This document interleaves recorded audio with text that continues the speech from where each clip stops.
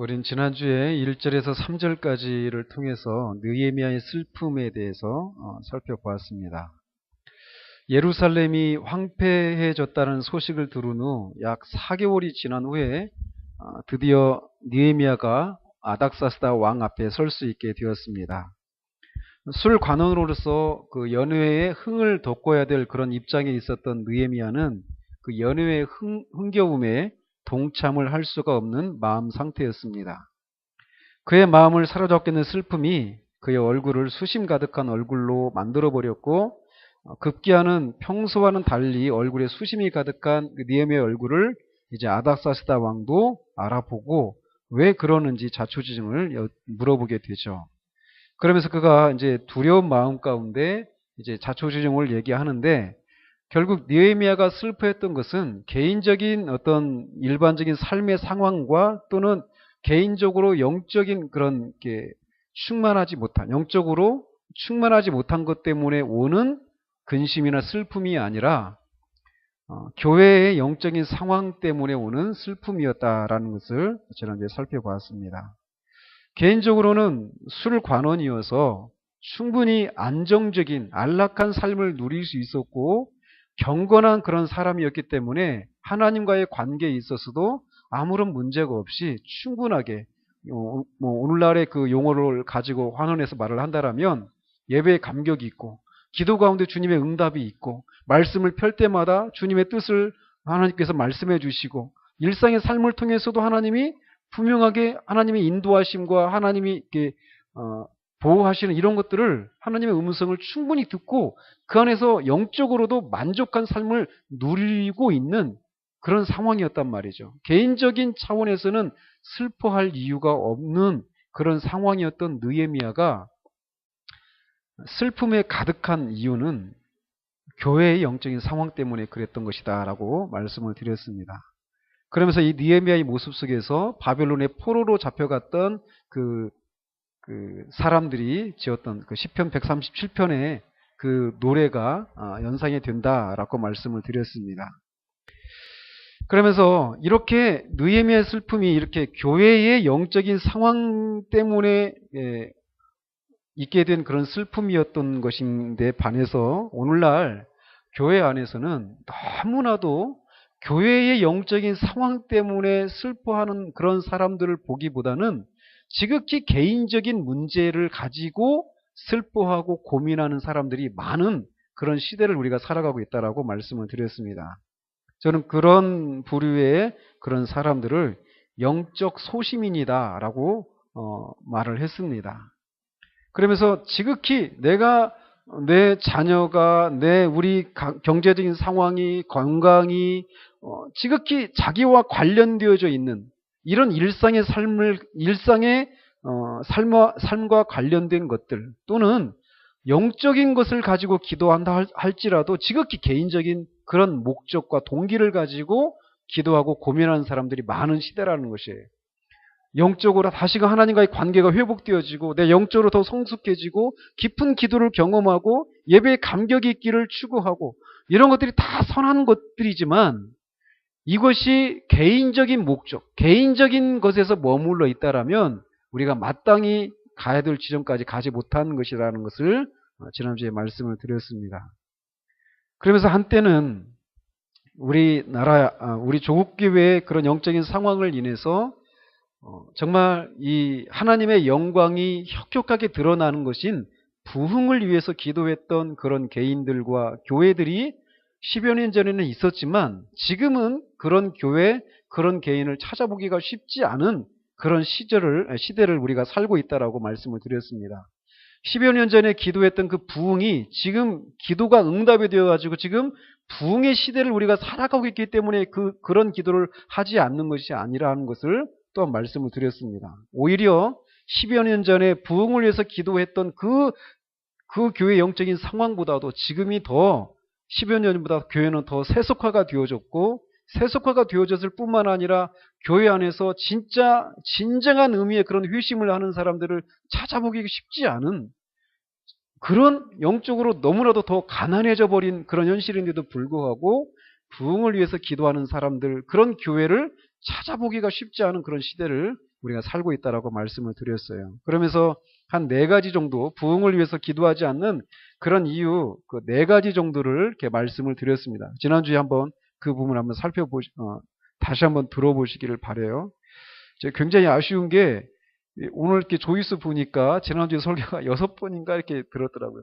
그것도 끝까지 들었는지도 저는 의문이죠. 한번 들어가다 나오는 것도 조회수로 이렇게 되니까 좀 그런 좀 이렇게 좀 진짜 한번 듣고 지금 제가 나누고자 하는 내용이 진짜 우리 개인의 우리 교회의 그런 기도 제목이 되어지고 그런 것이 느헤미야의 마음에 사로잡고 있는 그 슬픔이 우리의 슬픔이 되어지는 일들이 정말 있기를 바라는 마음입니다. 이 교회가 교회되지 못한 현실을 인해서 슬퍼하는 그 슬픔을 가지고 있는 그 사람은 진짜 하나님과의 관계 속에 살아있는 그런 신앙을 살아가기 마련입니다. 끊임없이 자신의 삶 가운데서 그리고 교회의 이 상황 가운데서 하나님이 하나님으로 인정되지 못하고 있는 그 현실을 인해서 슬퍼할 수 있는 그런 영적인 감각을 가지고 있다는 얘기는 그 영혼이 지금 살아있다는 것을 말해주는 거예요. 그 영혼이 지극히 영적인 소시민적인 그런 개인적인 차원에 머물러 있는 영혼이 아니라 그리스도인의 존재 이유, 교회의 존재 이유가 무엇인지를 분명히 아는 성숙한 그리스도인이라고 하는 것을 보여주는 것이라는 거죠. 자, 그러면서 우리가 지금은 10여 년 전에 기도했던 것보다도 더 부흥을 위해서 기도할 수밖에 없는 그런 절박한 상황 가운데 있다는 것을 우리가 알고 우리는 이렇게 10여 년이 흘러가면서 우리 안에서는 기도의 제목이 바뀌어져 버렸어요. 아니, 사라져 버렸어요.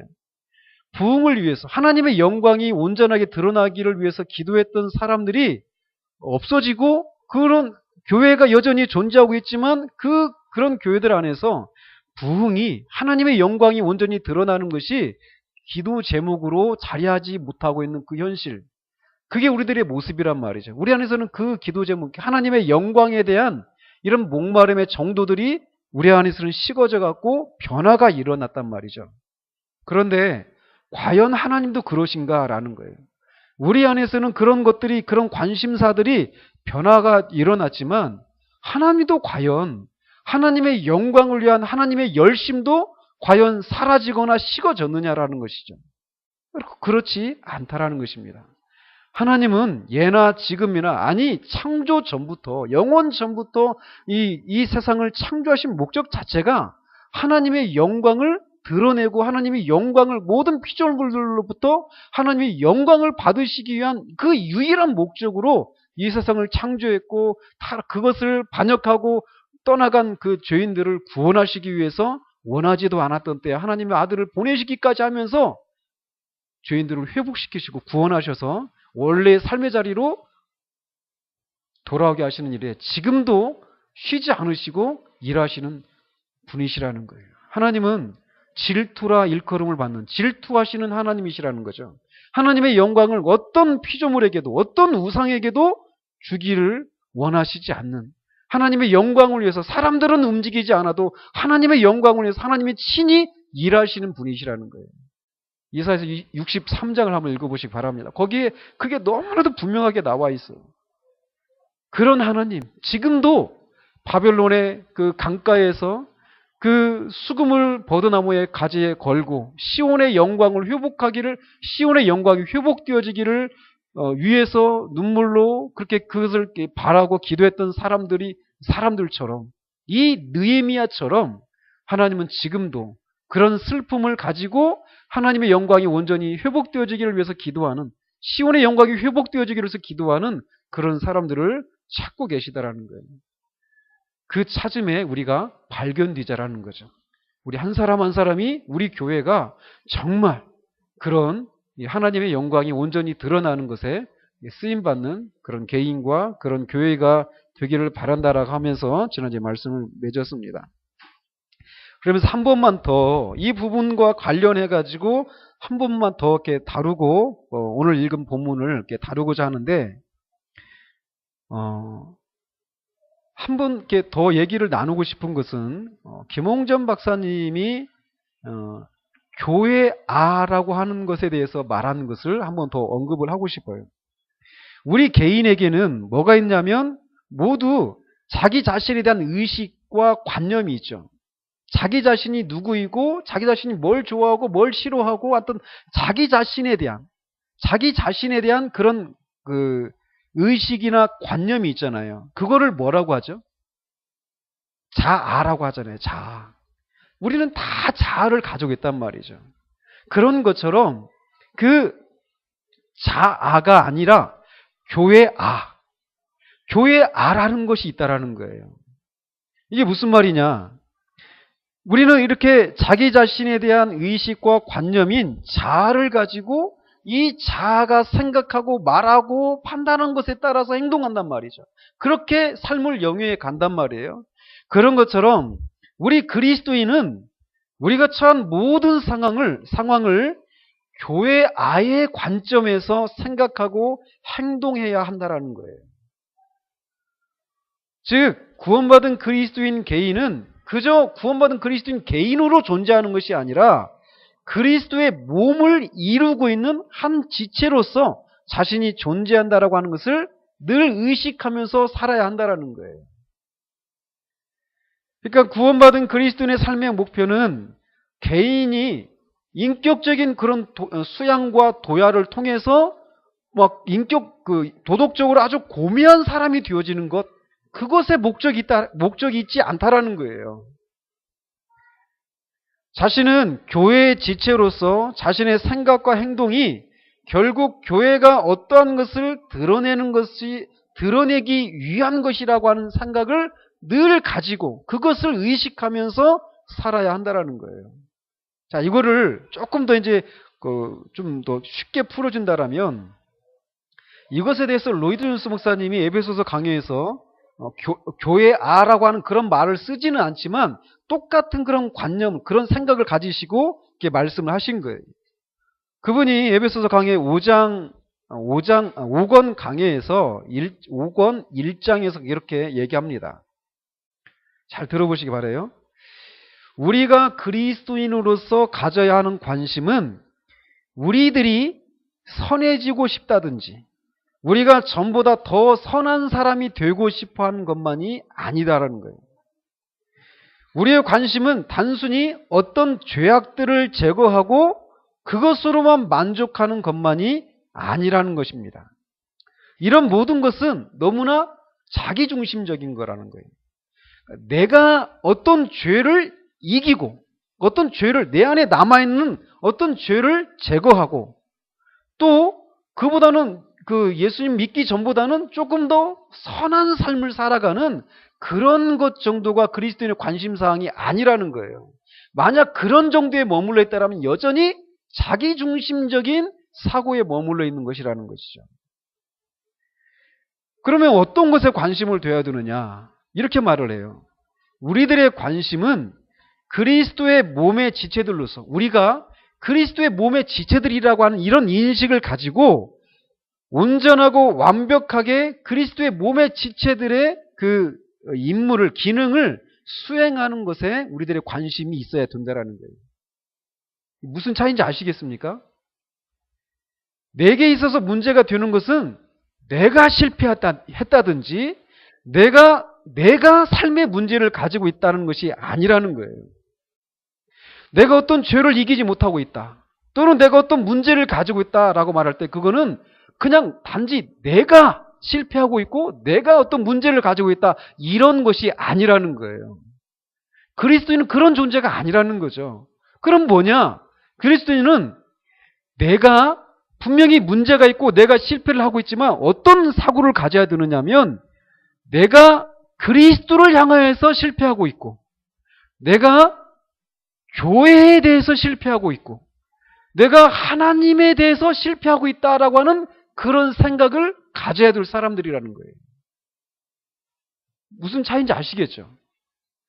그냥 그리스도와 교회와 하나님과 동떨어져 있는 독립적인 어떤 한 인격체인 나 개인이 갖고 있는 문제, 나 개인이 갖고 있는 직면하고 있는 실패가 아니라는 거예요. 내가 실패하고 있고 내가 문제를 가지고 있다 이런 게 아니라 그런 나로 인해서 그리스도도 실패하고 있고, 그런 나로 인해서 교회도 실패하고 있고, 그런 나로 인해서 하나님도 실패하고 계시다라고 하는 이런 관점을 가져야 될 사람이 바로 그리스도인이라는 거예요.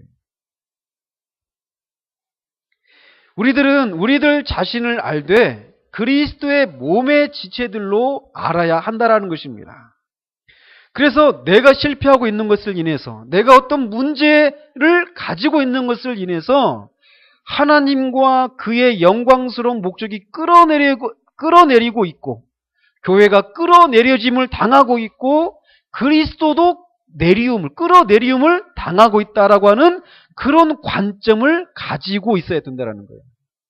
그런 관점을 가지고 있을 때 내가 가지고 있는 문제는 그냥 다만 나의 문제가 아니라, 이런 나로 인해서 하나님도 문제가 있고, 하나님도 능력이 없고, 그리스도도 능력이 없고, 교회도 별 볼 일 없는 그런 것이 된다라고 하는 그런 사고를 가지고 내 문제, 내 상황, 내 교회의 문제를 바라볼 수 있어야 된다라는 거예요.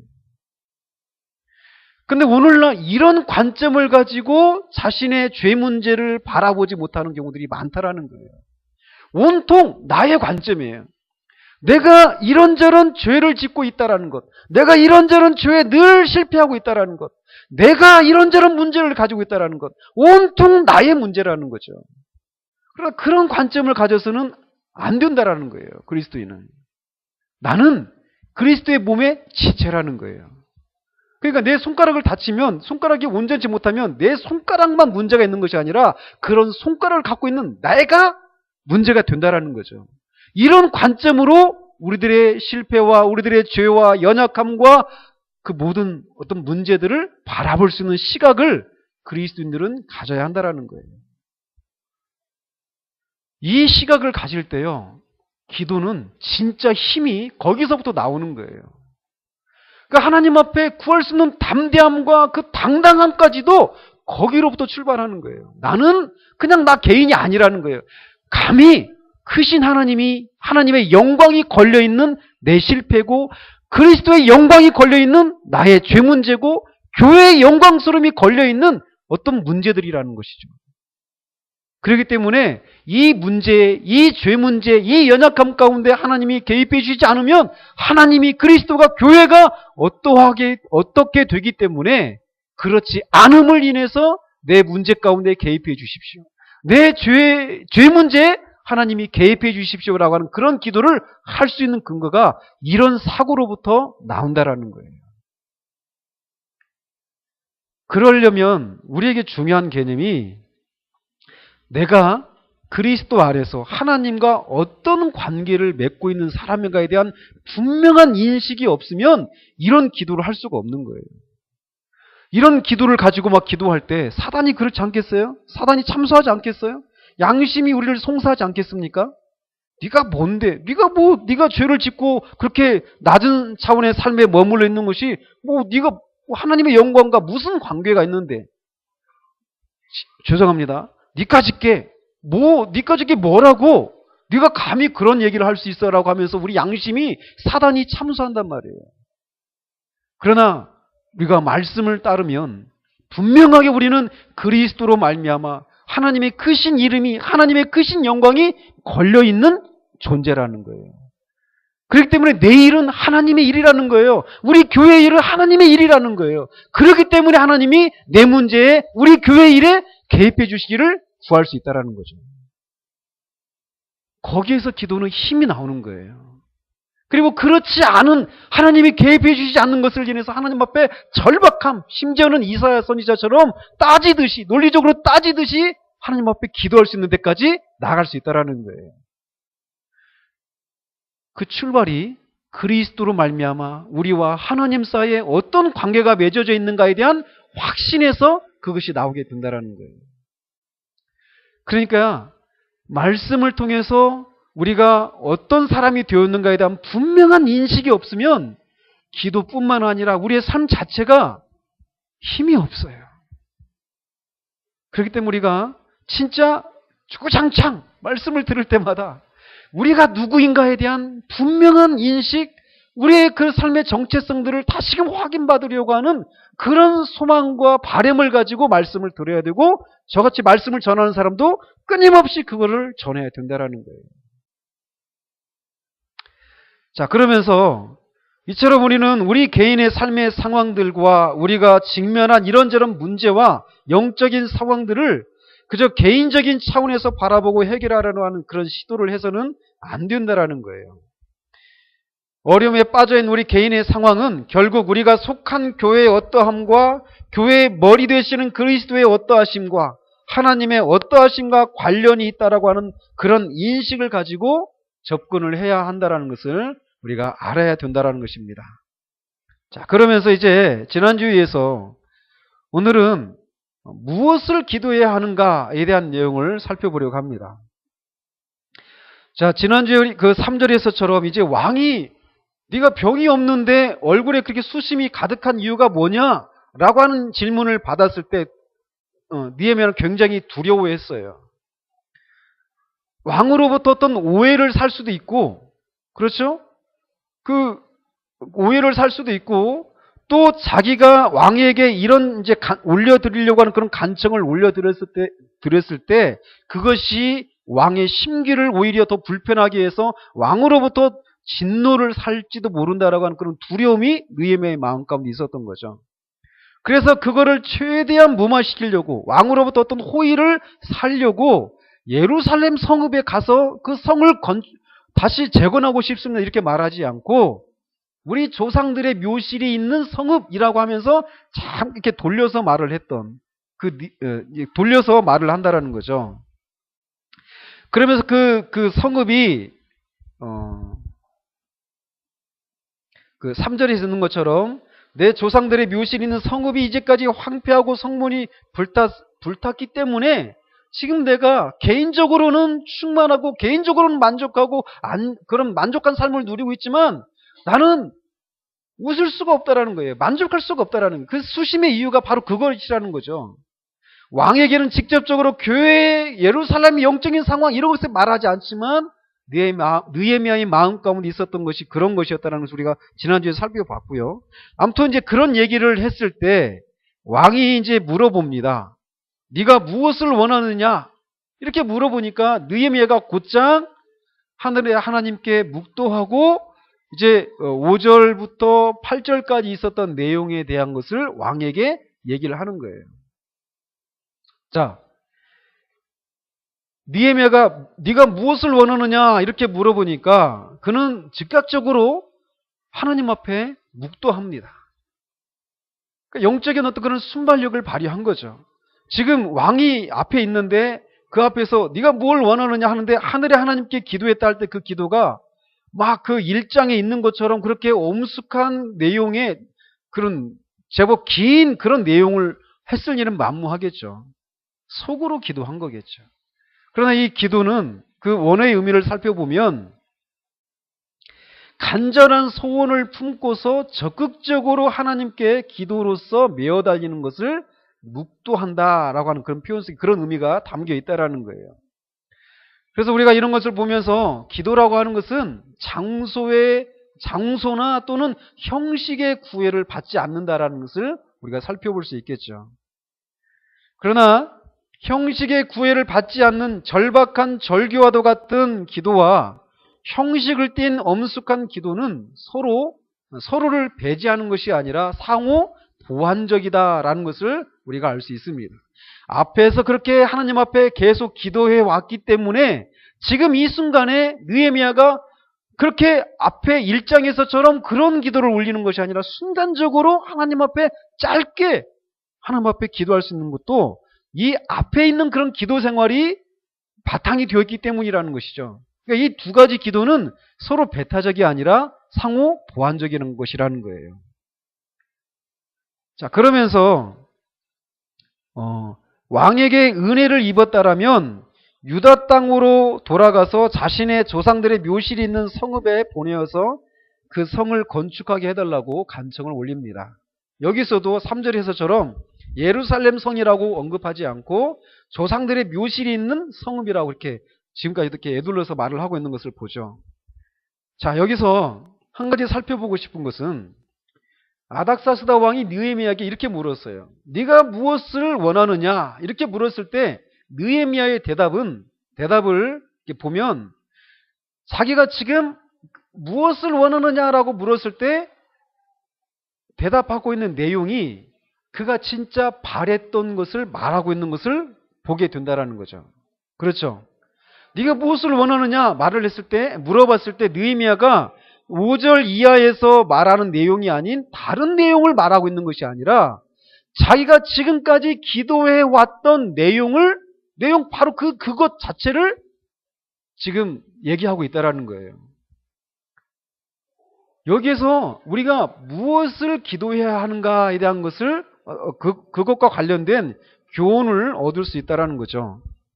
마가복음 10장에 보면 예수님께서 이제 여리고를 통과해서 예루살렘으로 올라가는데 거기에 여리고를 지날 때 맹인을 하나 만납니다. 앞을 못 보는 맹인 하나를 만나는데 그가 막 소리 질러요. 근데 제자들이 만류하는데 막 더 소리를 지르죠.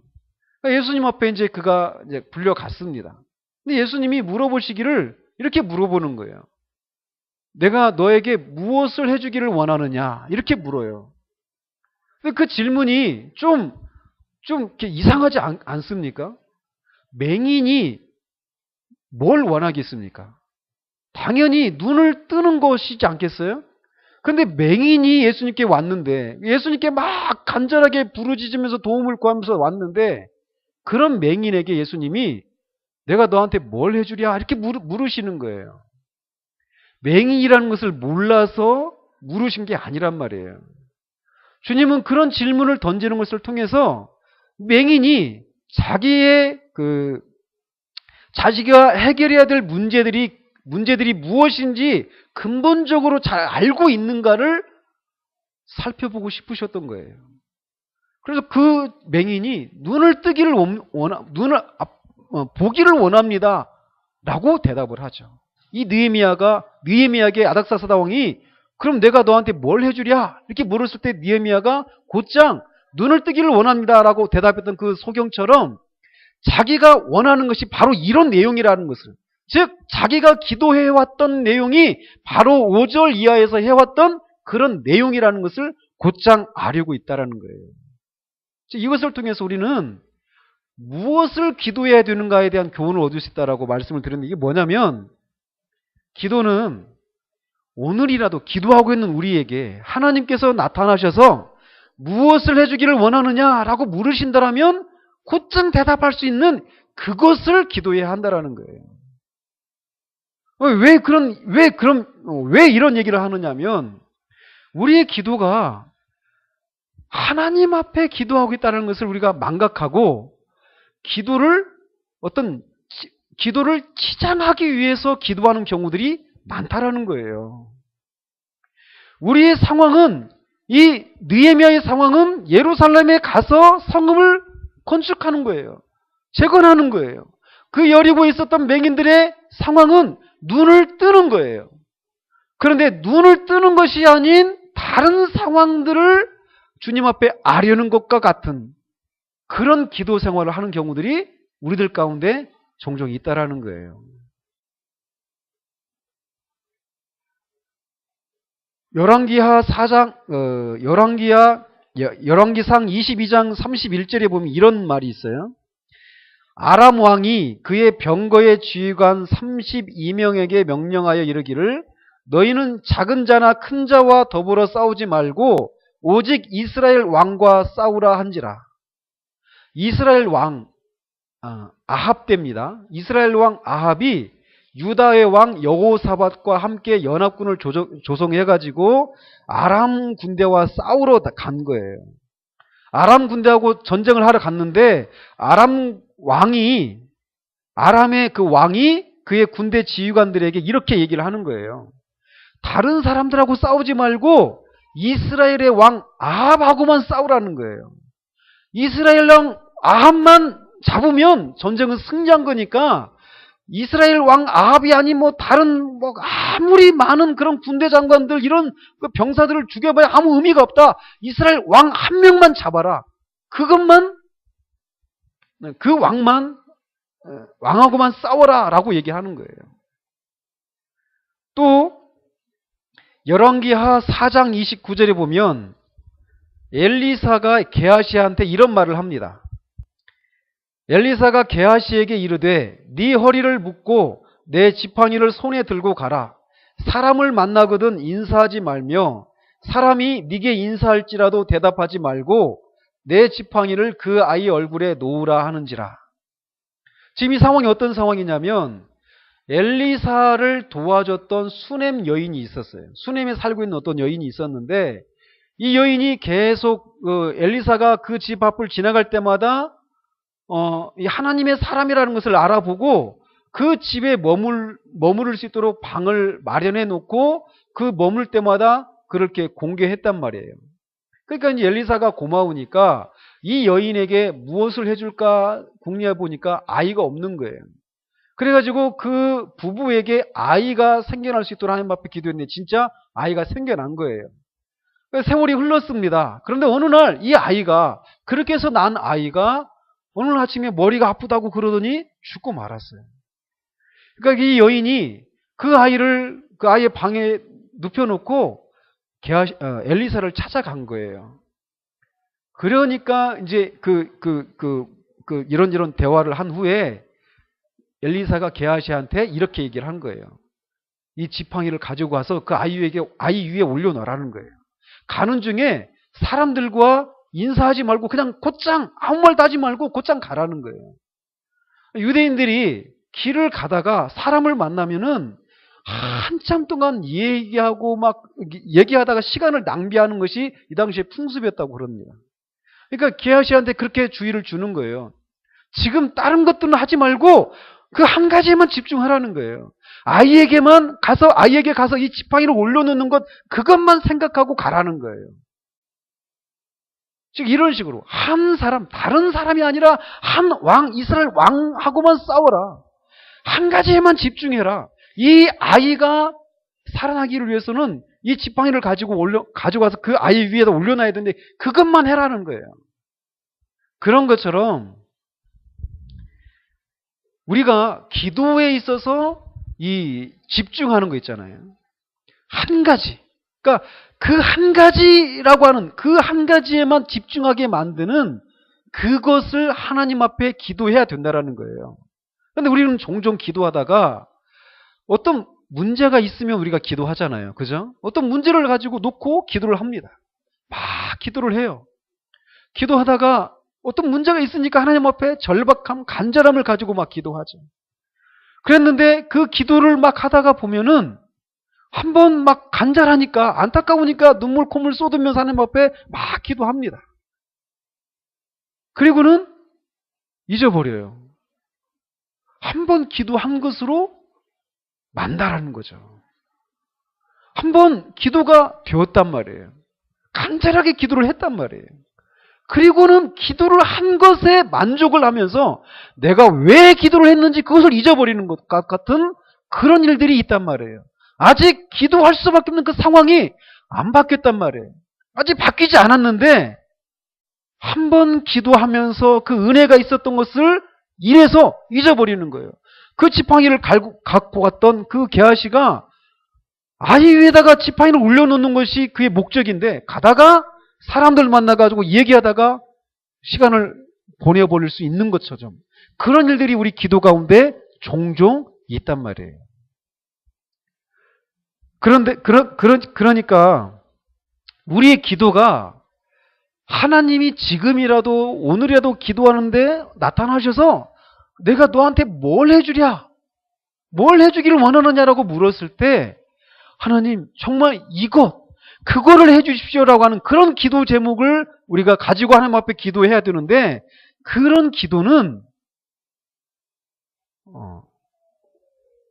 그냥 갑자기 쏟아져 나오는 것이 아니라는 거예요. 우리가 어떤 문제를 가지고 기도하는데 아까 말씀드린 것처럼 처음에는 우리가 직면하던 문제들이 그 표면적인 이유만 가지고 경제적인 문제를 가지고 있다. 그러면은 이 경제적인 어려움에서 건져주시기를 위해서 우리가 기도한단 말이에요. 근데 기도하다가 한번 기도한 것을 마음을 쏟아내고 기도한 것을 인해서 점점 처음과 같지 않은 그런 마음을 우리가 가지게 되는 경우들이 많단 말이에요. 그런데 그렇게 맨 처음에 우리가 생각할 때는 이런 문제 때문에 이런 것 때문에 이런 문제 이런 상황이 있다라고 생각하면서 기도하는데 사실은 하나님은 그것을 가지고 우리가 기도해 나가는 과정을 통해서 진짜 우리가 기도해야 될 것이 무엇인지를 점점 더 분명하게 보여주시는 일들을 기도가 속히 응답되지 않는 그런 과정을 통해서 우리에게 그런 것들을 보여주신다라는 거예요. 그래서 우리가 기도하는 중에 처음에는 이것 때문에 우리가 어려움을 겪고 있고 그렇기 때문에 하나님으로부터 이것을 도움을 받으면 이런 은혜를 입으면 되겠구나 하면서 무엇을 기도하기 시작하는데 사실 그렇게 기도했던 그 기도가 시간이 지나면서 우리가 생각하지 않았던 것이 이 상황의 근본적인 문제였다는 것을 하나님이 깨닫게 하시고 또 그 문제에 봉착할 수밖에 없었던 내 안에 있는 문제가 무엇인지를 하나님이 보여주시기 시작한다는 거예요. 그것들이 우리 가운데 보여지기 시작할 때 우리는 이렇게 내가 너한테 무엇을 해주기를 원하느냐라고 하는 그런 질문을 받았을 때 주님 이것을 해주십시오라고 하는 그런 기도를 비로소 올려드릴 수 있다는 거예요. 그러니까 기도를 하면서 기도의 제목을 찾는 거예요. 기도를 하지 않으면요, 표면적으로만 봅니다. 모든 것을 평면적으로만 생각해요. 보이는 상황 이면에 있는 근본적인 이 본질적인 문제가 무엇인지를 모르고 한번 막 기도하다가 간절한 마음으로 기도하고는 기도 응답이 이루어지지 않았는데도 그냥 그것으로 만족하고 기도는 그냥 온데간데 없는 그런 기도 생활을 우리가 계속 반복해 나가기가 쉽다라는 거예요. 그러므로 우리는 무엇을 기도해야 되는가? 이걸 하는 거예요. 하나님이 지금이라도 나타나서 무엇을 해주기를 원하느냐라고 하는 그런 질문을 던지셨을 때 주님 이것을 내게 해주시지 않으면 정말 안 됩니다라고 하는 그런 말씀을 드릴 수밖에 없는 그 내용, 그것을 기도해야 된다라는 거예요. 때로는 그 내용이 다른 사람들 보기에는 정말 하잘것없는 기도의 제목일 수도 있어요. 그러나 그거는 문제가 되지 않는다라는 거예요. 근데 우리는 기도할 때 내가 기도하고 있는 이 제목들, 그런 것들이 언제 많이 나타나느냐면요, 이렇게 기도 제목을 서로 나눌 때, 이럴 때라든지, 아니면 우리가 이렇게 금요 기도일 때 막 기도할 때, 앞에서 이제 기도 인도자가 기도 제목을 내준단 말이에요. 기도 제목을 내주면은 사실은 아직은 내가 그 기도 제목을 감당할 수 있는 그런 상황이 아니에요. 그런데 하나님이 나한테 기도하기를 원하시는 그것이 있는데, 그걸 나는 아직 그것이 다른 사람들이 기도하는 것과 비교를 해보면은 너무 낮은 수준의 기도 제목이라고 생각하는 그 생각이 내 것이 아닌 다른 것을 기도하게 만드는 일들이 우리 기도회 가운데 아니면은 개인적으로 기도 제목을 나누는 그런 과정 가운데서 나타나는 일들이 많다라는 거예요. 그러므로 기도는요, 내가 기도하는 그 내용에 대해서 누가 뭐라고 하든지 중요하지 않다라는 거예요. 하나님이 어떤 문제를 가지고 내가 기도하기 시작하는 과정 가운데 나로 하여금 그것이 응답이 되지 않으면 안 된다라고 하는 그런 절박함을 불러일으키게 만드는 그 기도 제목을 가지고 하나님 앞에 기도해야 한다라는 거예요. 오늘 저녁에도 그런 기도가 여러분들에게서 있어지기를 바랍니다. 허공을 치는 기도가 아니기를 바라요. 내 것이 아닌 기도를 올려드리는 그런 기도의 시간이 되지 않기를 바라요. 자, 그러면서 6절에서 이제 8절까지 보면은 6절에 보니까 그때 왕후도 왕 곁에 앉아 있었더라 이런 표현을 하고 있어요. 그러니까 아마 연회의 자리이기 때문에 어떤 국사를 논하는 그런 자리였으면 왕후가 있지 않았을 거예요. 근데 그런 자리가 아니라 술관원이 동석하는 그런 자리였던 걸 봐서는 연회의 자리였던 것 같아요. 그러니까 이제 왕후도 같이 있었던 모양인데, 왕후도 같이 있었다 이런 표현을 써가지고 이 학자들의 이제 여러 가지 논란이 있습니다. 이 왕후가 이 느헤미야가 하려고 하는 것들을 막 이렇게 반대했는데도 하나님이 역사하셔서 이렇게 일이 성취되었다, 이것을 말해주기 위해서 이런 표현이 있다라고도 하는 학자가 있는가 하면, 아니면은 이 왕후가 이 일에 이 왕을 이렇게 돕는, 그러니까 느헤미야를 편에 서서 왕에게 좋은 그런 이렇게 의견이 나올 수 있도록 조력을 도와줬기 때문에, 도움을 줬기 때문에 이런 표현을 써 있다라고 하는 학자들도 있습니다. 어쨌건 왕후가 그 자리에 있었던 건 분명해요. 자, 그러면서 왕이 이제 묻기를 네가 몇 날에 다녀올 길이고 어느 때에 돌아오겠느냐라고 얘기를 하면서 느헤미야가 그 예루살렘으로 가는 것을 허락해 주겠다라고 하는 그런 의사를 표현합니다. 즉, 그러면서 그런 왕의 질문에 느헤미야는 얼마 만에 돌아오겠다는 기한을 정했어요. 얼마 만에 돌아오겠다라고 여기는 나와 있지 않지만 우리가 나중에 보면은 느헤미야가 12년 만에 돌아옵니다. 그러니까 12년 만에, 성벽을 재건한 건 52일 만에 재건을 했지만 12년 동안 예루살렘의 총독으로 근무를 하다가 12년 만에 돌아오는데, 갈 때부터 12년 만에 돌아오겠습니다 이렇게 말을 했는지는 모르겠어요. 어쨌건 이 당시에는 이제 분명하게 언제까지 하고 돌아오겠습니다 이런 얘기를 분명히 했겠죠. 그 기간은 명시되어 있지 않지만 그런 얘기를 하고는 말하기를 왕이 만일 좋게 여기시거든 강 서쪽 총독들에게 내리시는 조서를 내게 주사 그들이 나를 용납하여 유다에 들어가기까지 통과할 수 있도록 해달라고 얘기를 합니다. 그러니까 지금 이 바벨론은 어디에 있느냐면 이 예루살렘의 바벨론과 예루살렘 거리가 1400km 정도 떨어져 있다고 그래요. 그러니까 엄청나게 멀리 떨어져 있는 거죠. 1400km 정도 떨어져 있는데 바벨론에서 유다로 가기 위해서는 유프라테스 강 서쪽에 있는 사마리아 지역을 통과해야만 했어요.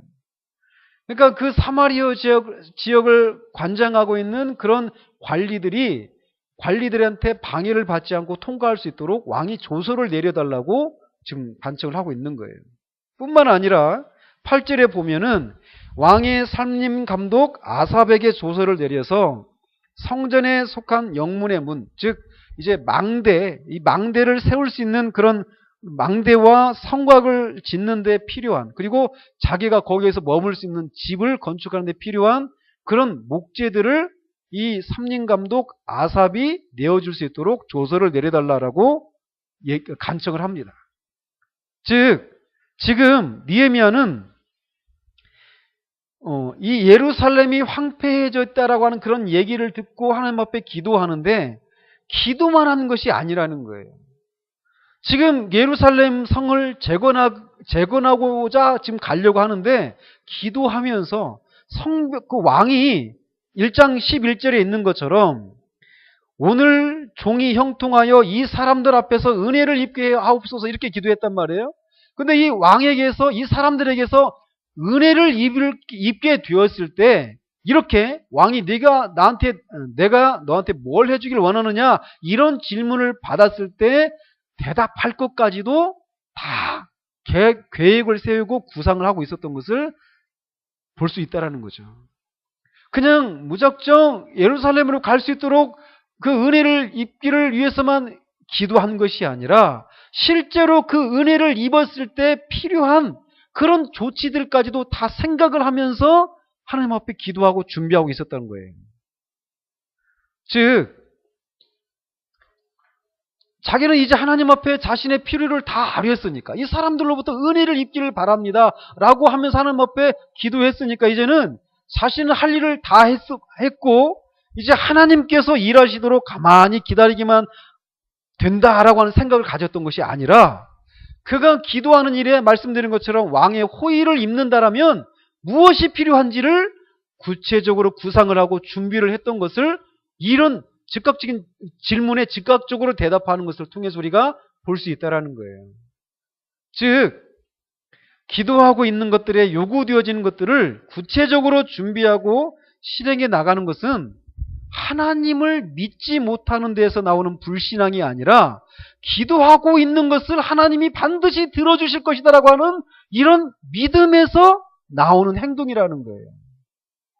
우리는 기도할 때 기도하고 있는 동안에 그리고 기도하는 것에 대해서 하나님이 어떤 구체적인 상황을 열어주시고 그 어떤 사인들을 주기 전까지는 나는 아무것도 움직일 수 없고 아무것도 그 상황이 열렸을 때 필요한 것들을 준비할 수가 없다라고 하는 그런 생각을 가지고 있다가 막상 하나님이 우리에게 어떤 상황들을 열어주셨을 때 준비되지 못한 그런 모습을 보이는 경우들이 왕왕 있다라는 거예요.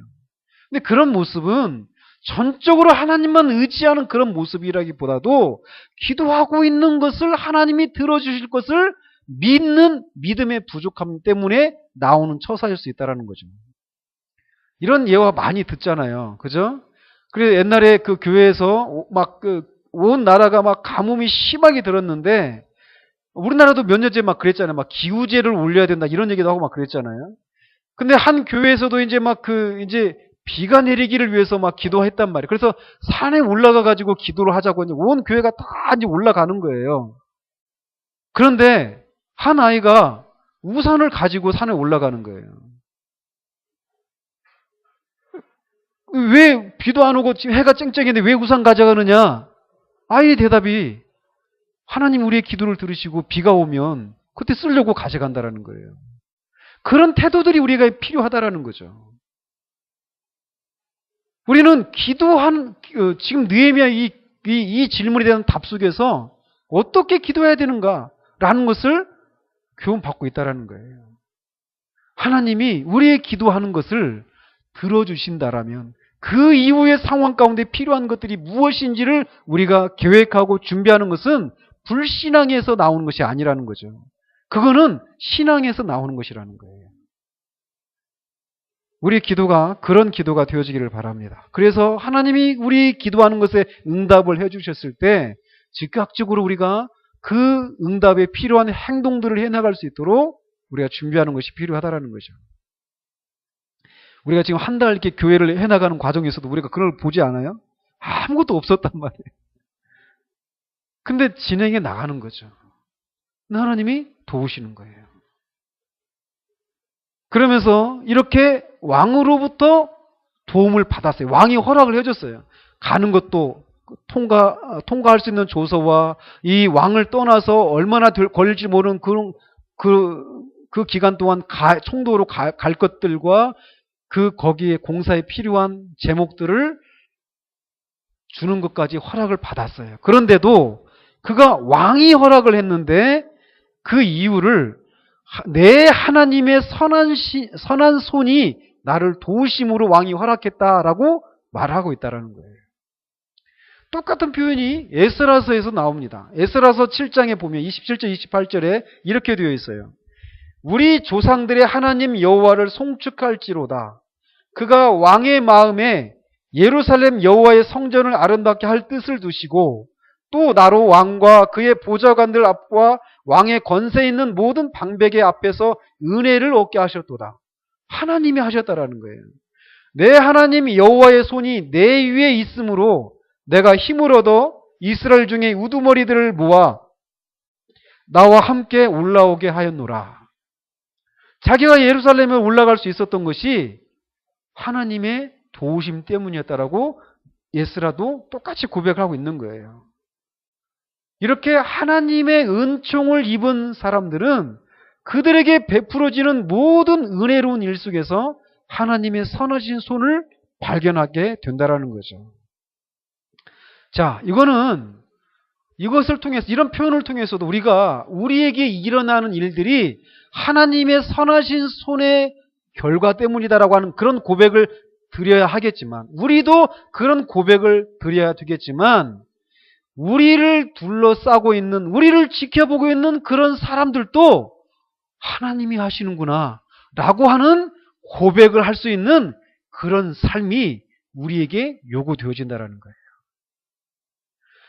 우리만 하나님이 하셨어라고 하면서 우리가 변호하고 변명하는 데서 머무르는 것이 아니라 우리를 지켜보고 있는 다른 사람들도 야, 진짜 하나님이 하나 하시는구나. 저 사람은, 저 교회는 정말 하나님이 함께하는 교회구나. 하나님이 함께 하시는 사람이구나. 라는 것을 보여줄 수 있는 그런 삶을 살도록 우리가 부르심을 받은 사람들이라는 거예요. 누군가가 우리의 삶을 보면서 그런 것을 생각할 수 있는 그런 삶을 살아서 하나님의 어떠하심을 드러내는 그런 삶의 자리 우리가 부르심을 받았다라는 거예요.